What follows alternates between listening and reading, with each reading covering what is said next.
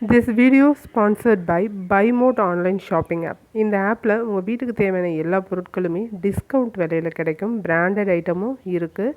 Link டிஸ்கிரிப்ஷனில் இருக்குது. தேவைப்படுறவங்க யூஸ் பண்ணிக்கோங்க. டிஎன்பிஎஸ்சி படிக்கும் அனைத்து அன்பு நண்பர்களுக்கும் வணக்கம். நாம் இந்த பதிவில் இறைவன் மனிதனுக்கு அருளியது பகவத்கீதை, மனிதன் இறைவனுக்கு அருளியது திருவாசகம், மனிதன் மனிதனாக வாழ மனிதன் மனிதனுக்கு அருளியது திருக்குறள். திருக்குறள் தான் பார்க்க போகிறோம்.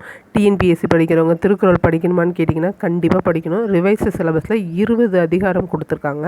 அந்த 20 அதிகாரம் அவங்க ஒரு சும்மா ஹிண்ட்டுக்கு தான் கொடுத்துருக்காங்க. நீங்கள் பழைய கொஸ்டின் பேப்பர் எடுத்து பார்த்தீங்கன்னா 20 அதிகாரம் இல்லாமல் நிறைய அதிகாரங்கள் படிக்கணும். அது மட்டும் இல்லாமல் திருக்குறள் சார்ந்த எல்லாமே கேட்பாங்க.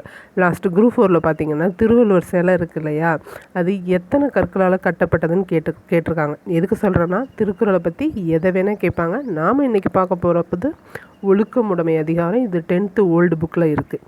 பார்க்கலாமா? ஒழுக்கமுடைமை அதிகாரம் எண் அறத்துப்பால் இல்லறவியல். ஒழுக்கமுடைமை 14வது அதிகாரம். 14 வயசுக்குள்ளே ஒழுக்கத்தை கொண்டு வந்தணும்னு ஞாபகம் வச்சுக்கோங்க. ஒழுக்கம் விழுப்பம் தரலான். ஒழுக்கம் உயிரினும் ஓம்பப்படும். என் கூடவே படித்து மனப்பாடம் பண்ணிவிடுங்க. ஒழுக்கம் விழுப்பம் தரலாம், ஒழுக்கம் உயிரினும் ஓம்பப்படும். ஒருவருக்கு அனைத்து சிறப்புகளையும் தர்றது எதுனா அவங்களோட வளர்ப்பில் வர்ற ஒழுக்கம்தான். அதனால் அந்த ஒழுக்கத்தை உயிரை விட மேலானதாக கருதி காக்கணும். விழுப்பம்னா சிறப்பு, ஓம்பப்படும்னா காத்தல் வேண்டும். இதான் பழைய புக்கில் சிறப்பு. புது புக்கில் இந்த மாதிரி சொல்லுக்கான பொருள் கொடுத்துருக்க மாட்டாங்க. பரிந்தோம்பி காக்க ஒழுக்கம் தெரிந்தோம்பி தேரினும் அகுதே துணை. சொல்லுங்கள். பரிந்தோம்பி காக்க ஒழுக்கம் தெரிந்தோம்பி தேரினும் அகுதே துணை. ஏன்னா எந்த முறையில் ஆராய்ந்து பார்த்தாலும் ஒழுக்கம் தான் நமக்கு நல்ல துணை. அதனால் ஒழுக்கத்தை எவ்வளவு எப்பாடுபட்டுனாலும் அதை விரும்பி காத்தல் வேண்டும். பரிந்துனா விரும்பி, தேரினும்னா ஆராய்ந்து பார்த்தலும். பரிந்தோம்பி காக்க ஒழுக்கம் தெரிந்தோம்பி தேரினும் அகுதே துணை. 3வது குறள் பார்க்கலாம். ஒழுக்கம் உடைமை குடிமை, இழுக்கம் இழிந்த பிறப்பாய் விடும். ஒழுக்கம் இருந்தால் தான் நீ பெரிய ஆள்னு அர்த்தம், இல்லைனா நீ சின்னவன் சொல்கிறாரு. ஒழுக்கம் உள்ளவரே உயர்குடியினர், ஒழுக்கம் இல்லாதவர் இழி குடியினர் ஆவார்னு சொல்லிட்டாரு. குடிமைனா உயர்குடி, இழுக்கம்னா ஒழுக்கம் இல்லாதவரை தான் இழுக்கம்னு சொல்லுவோம். இந்த சொற்பொருள் இப்போ கூட கேட்குறாங்க. அதனால் பழைய புக்கில் இருக்க சொற்பொருளையும் படிச்சுக்கோங்க. 4 மரப்பினும் ஒத்து கொள்ளலாகும் பார்ப்பன் பிறப்பொழுக்கம் குன்ற கெடும். நீ படித்த படிப்பு மறந்துட்டா கூட அதை பெருசாக எடுத்துக்க மாட்டாங்க. ஆனால் கொஞ்சம் ஒழுக்கம் இல்லாத செயலை செஞ்சிட்டிங்க அப்படின்னா உன்னோட ஃபேமிலி, உன்னோட குடிக்கே அது சிறப்பையே அழிச்சிடும்னு சொல்கிறாரு. மரப்பினும் ஒத்துக்கொள்ளலாகும் பார்ப்பன் பிறப்பொழுக்கம் குன்ற கெடும். 5 அழுக்கார் உடையான்கண் ஆக்கம் போன்றில்லை, ஒழுக்கம் இலான்கண் உயர்வு. அழுக்காருனா பொறாமை, ஆக்கம்னா செல்வம். பொறாமை உடையவர்கிட்ட செல்வம் நிலைக்காது, அதுபோல் ஒழுக்கம் இல்லாதவங்கள்ட்ட உயர்வு இருக்காதுன்னு சொல்லிட்டாரு திருவள்ளுவர். அழுக்காறு உடையான்கண் ஆக்கம் போன்றில்லை, ஒழுக்கம் இல்லான்கண் உயர்வு. 2 குறளாக கொடுத்துட்டு பொறுத்துகையாக கேட்பாங்க. 2 குறளை அப்படியே பிரித்து கொடுத்துருவாங்க, பொறுத்துகையாக கேட்டுருவாங்க. அடுத்து ஒழுக்கத்தின் ஒல்கார் உறவோர் இழுக்கத்தின் ஏதம் படும்பாக்கறிந்து. ஒழுக்கத்தின் ஒல்கார் உறவோர் இழுக்கத்தின் ஏதம் படும்பாக்கறிந்து. ஒழுக்கம் தவறுதலால் ஏற்படும் குற்றங்களை நன்கு உணர்ந்த மன வலிமை மிக்கோர் அந்த ஒழுக்கத்தை நெறியிலேருந்து சிறிதும் விலக மாட்டாங்க. ஒல்கார்னா விலக மாட்டார், உறவோர்னா மன வலிமை உடையோர். ஏதம்ங்கிறது குற்றம்.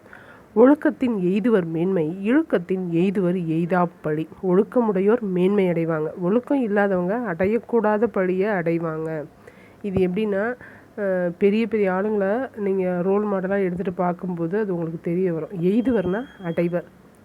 அடுத்து பெரிய ஆளுங்கன்னா இப்போ அப்துல் கலாம் எடுத்துக்கிட்டிங்கன்னா அவர் ஒழுக்கத்தை தான் கடைபிடிச்சார். அதனால தான் இவ்வளோ சிறப்போடு இருக்கார். 8 நன்றிக்கு வித்தாகும் நல்லொழுக்கம் தீயொழுக்கம் என்றும் இடும்பை தரும்.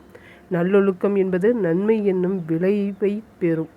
அதே மாதிரி தீயொழுக்கம் எப்போதும் துன்பத்தை தான் தரும். நீங்கள் நல்லொழுக்கத்தை விதைச்சிங்கன்னா தான் உங்களுக்கு நன்மை கிடைக்குன்றாரு. இடும்பைனா துன்பம், வித்துனா விதை. நன்றிக்கு வித்தாகும் நல்லொழுக்கம் தீயொழுக்கம் என்றும் இடும்பை தரும். மனப்பாடம் பண்ணுங்கள். இதுதான் திரும்ப குறளை சொல்கிறேன். 9 ஒழுக்கம் உடையவர் கொல்லாவே தீய வழுக்கியும் வாயார் சொல்லல். நல்லொழுக்கம் உடையவங்க தவறி கூட தன் வாயால் தீமை தர்ற சொற்களை சொல்ல மாட்டாங்க. அவங்களால சொல்ல முடியாது. ஒழுக்கமாக வளர்ந்துருந்தாங்கன்னா தீய சொல்லே அவங்க வாயிலேருந்து வராது. ஒழுக்கம் உடையவர் கொல்லாவே தீய வழுக்கியும் வாயார் சொல்லல். ஒல்லாவே அப்படின்னா இயலாவே, இயலாதுங்கிறது தான் இயலாவேன்னு கொடுத்துருக்காங்க. உலகத்தோடு ஒட்ட ஒழுகல் பலகற்றும் கல்லார் அறிவிலாதார். உயர்ந்தாரோட பொருந்த வாழும் கல்வியை கற்றுக்கல அப்படின்னா நீ எவ்வளவு கற்றறிந்தாலும் அறிவில்லாதவரே ஆவார்.